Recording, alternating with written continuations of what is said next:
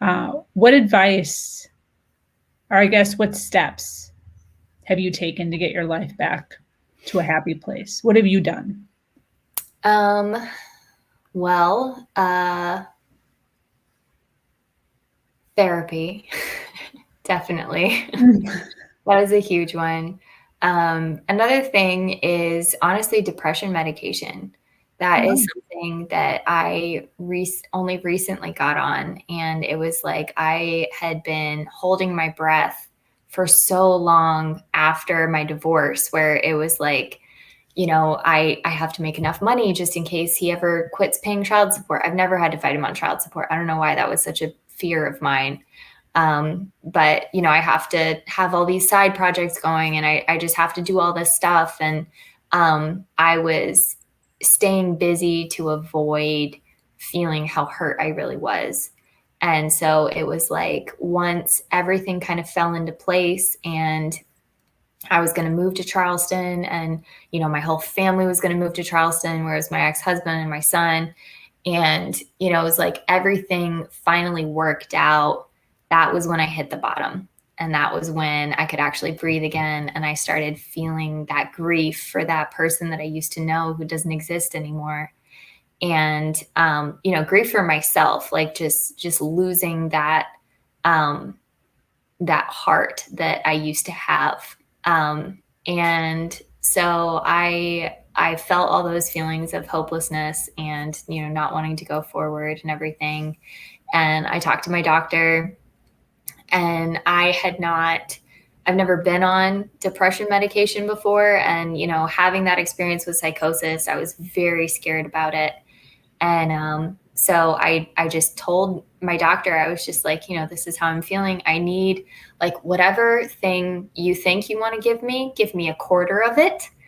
And we'll see how it goes. Yeah. And so she put me on something very mild. I'm on Buspar, 15 milligrams, which they go up to 60. Wow. Yeah. So I'm like on something very mild, and it is amazing. And I enjoy my son again. I'm excited about things again, and I'm just very thankful for that.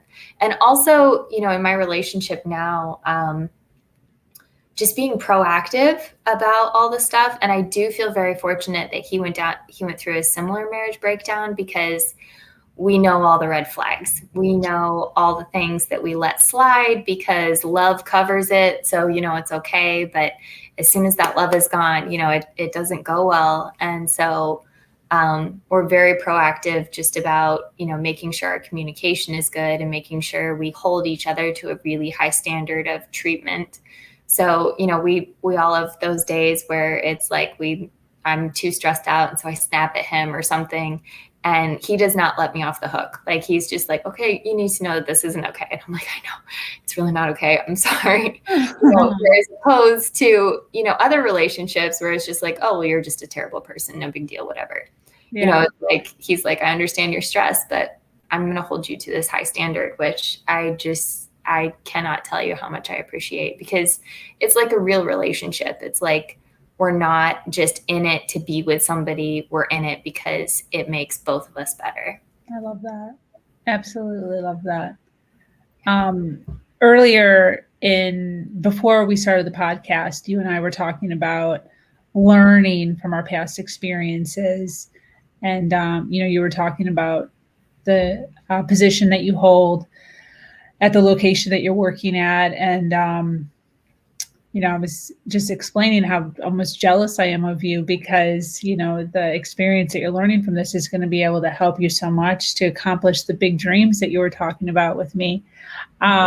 Looking back at your life, um, you can add that part in also, but all of the things that have happened to you up until this point, what do you think is like the top one or two things that you've learned that you're going to be able to carry with you into your future? I think so. What you're alluding to for everybody is, Oh, thank you. I do want to have I do have a goal to reach women who are in bad relationships. It doesn't even have to necessarily be abusive, but with some kind of disability or chronic illness where they can't get out. I would love to be able to reach that population, because I was that population, and it's so hard because you don't qualify for disability because your husband makes too much. And so, there's no way you can get a job, but you can't get divorced without having some kind of backup income. And so just helping people navigate that, I would love to help out with that someday. But as far as the things that I've learned, it's probably two that are the biggest in my mind. And one of them is that you are always safe. So you are always meant to learn the lessons that you are learning right now. And, even though it's scary and there's a lot of changes and there's a lot of things coming up,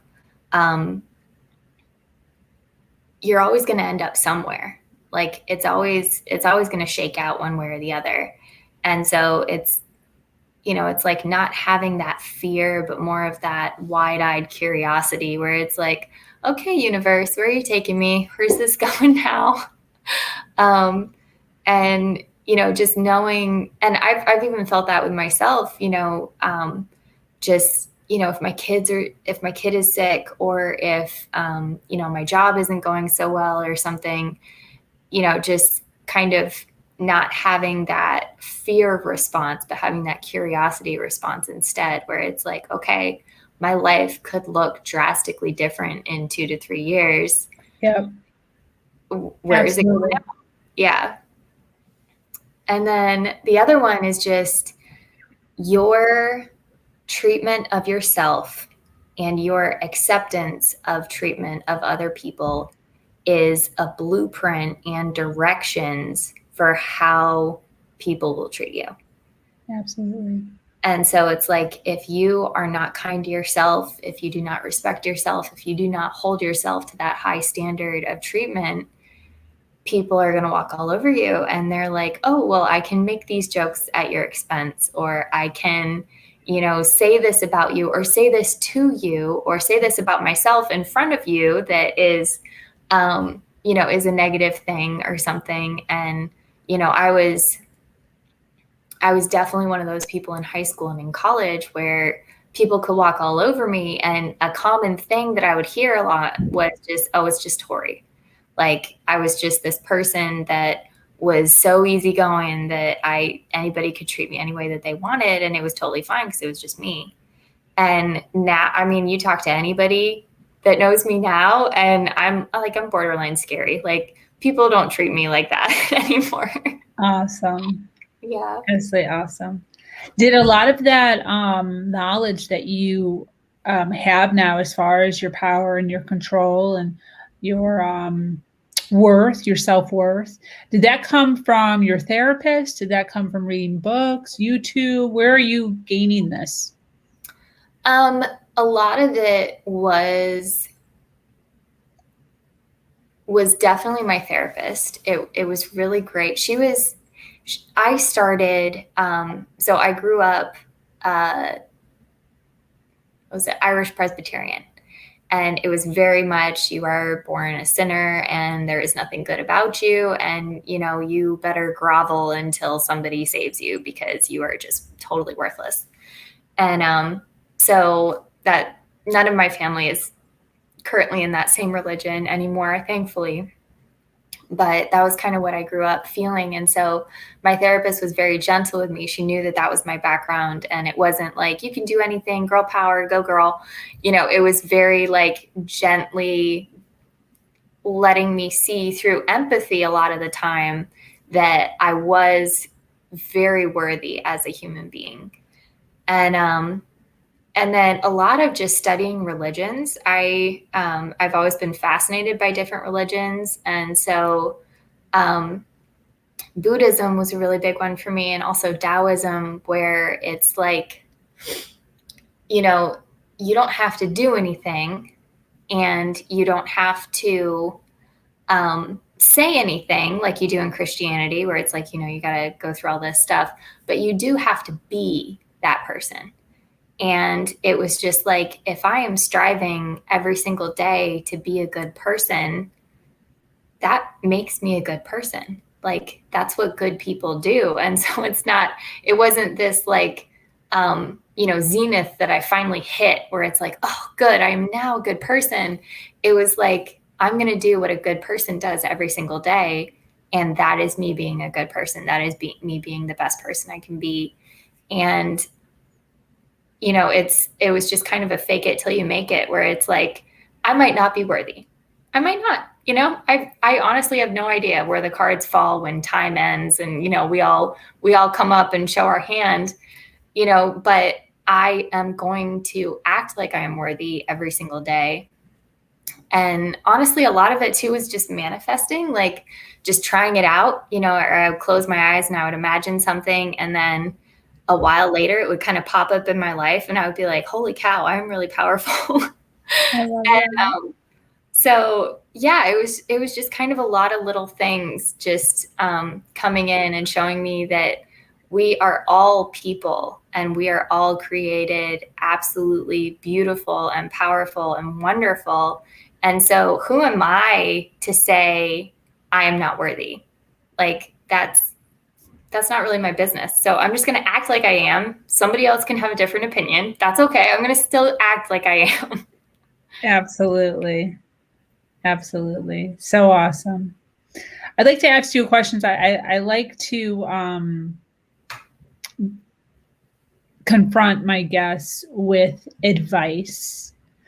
So I have a question for you that I'm going to read right off my piece of paper here. Okay. What is your advice for women out there right now that are enduring any sort of abuse from their spouse? I would say, first of all, say it out loud.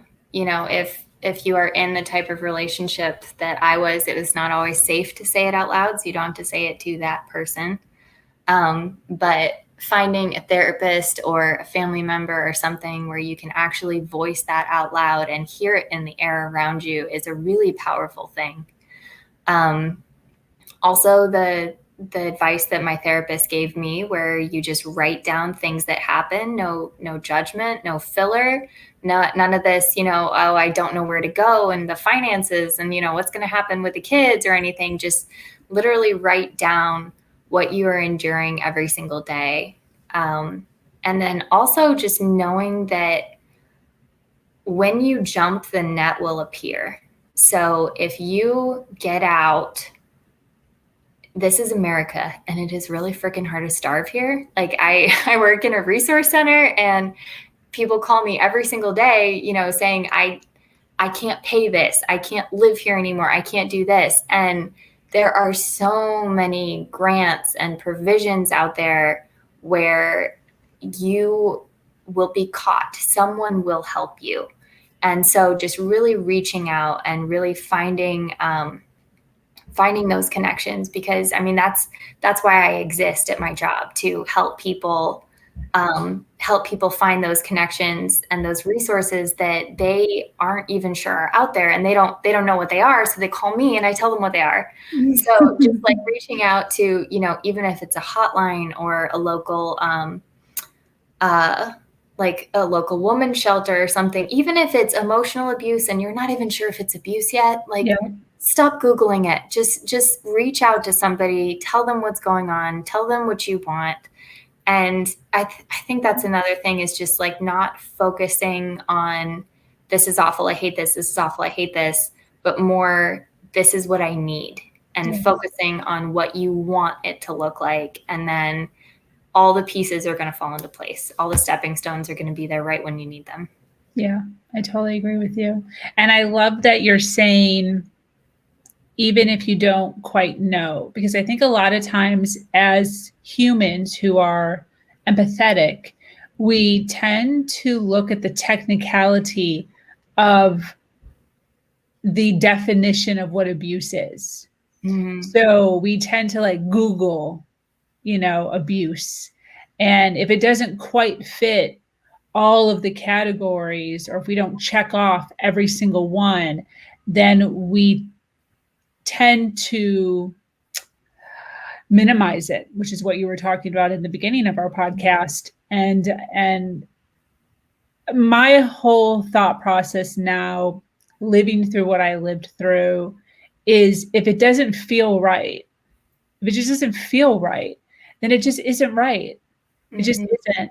And, you're living proof that, there is a better way of doing it, and proof that there are individuals out there who will treat you the way you want to be treated.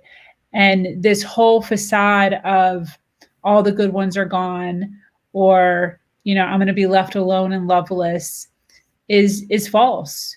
The moment that I became single was different than the moment you became single. And both of us navigated our way through where we are now. And the place where we are now is 100 times better than where we were before. And just like the way that you said it was perfect, when you jump, the net will appear. And I totally 100% agree with that. And that's another thing, like with kids, this was one thing that my therapist told me that really helped was, I don't want to break up my kid's home. And she asked me point blank, is your kid in a healthy home now?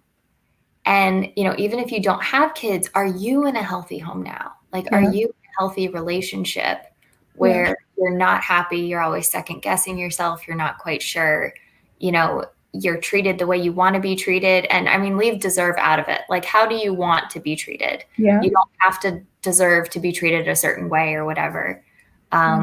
So yeah. 100%. Thank you so much for being here with us. I appreciate all the time. For anybody who wants to connect with you, do you mind kind of leaving a website or Facebook or anything so people can connect with you? What would that be? So do I type it in? No. I can type it. Go ahead. Okay, you can do it. So my YouTube channel is just Torie Brame, my name, TorieBrame. And then my Instagram handle, that's probably the best way to connect with me, is to DM me there. You can also comment on one of my videos. I'll get it, but it's, it's kind of public. But you can DM me on Instagram. It's the same thing. It's just Torie Brame is my handle. And then if you want to check out my Etsy shop, you're welcome to. It is Semi Precious by Torie. Oh, that's cute. Okay, wait, how do I spell that? SEMI. Precious. Just one word. And you just put that in Etsy? Semi Precious by Torie in Etsy. Semi Precious was taken, so. Is it all one word? Yeah, well, yes, it is. Semi Precious by Torie. Yep. Okay. Yep. Beautiful. And that's where you sell the jewelry, right? Yes. Yes. With the charms and the spirit animals. Yes. And the colors. Blue stuff, yeah. I love that. It's funny that you mentioned the tarot cards because my fiance just had his first reading. Oh, yeah. How did it go? It's so hilarious that you're just saying that because it literally just happened a few days ago. And my religious background, I'm still not down with that. Right. So, like you still hang on to things. Oh, yeah. So I was not down with it at all. But he did it. And he has his thought process on it, but it's just funny. I'm going to tell him that you mentioned it. He's going to get a kick out of that because it literally just happened a couple of days ago. And I don't think it's ever been brought up like anytime. Oh, that's recently. So funny. Yeah. So like 2 times in a row, it's funny. It's one of those things where it's like, it is what you make it. And even, some people believe that it's actually, the spirit guiding it and everything. And then other people, and I kind of tend more towards this one where it's just good talk therapy, where it's like something comes up and you just like talk through it. You're like, what does this mean for you? And it's just kind of your intuition pointing you in the direction of what you need to work through in your life. Totally. I totally agree with that 100%. So that's very Yeah. interesting. No, huh? But anyways, any closing thoughts? Any closing thoughts? You got this, guys. Life goes on, and quickly sometimes. Like yeah. If you feel the need to get out, if you feel the need to jump ship, like your life can be drastically different in just a few years. So don't be afraid of it. See what's coming. 100%. I love that. Thank you so much for joining us and taking some time out of your day to hang out with me and share your story. So I'm going to close up now. Okay. Thank you so much for joining us here on Her Version. If you have an amazing story to share of struggle to triumph, be sure to reach out to me here or at herversion.life. I am your host, Sabrina Victoria, and I am so grateful to be here sharing a platform that allows people to share their truth, their words, and their story according to their perspective. Have an amazing day. Much love. Mwah.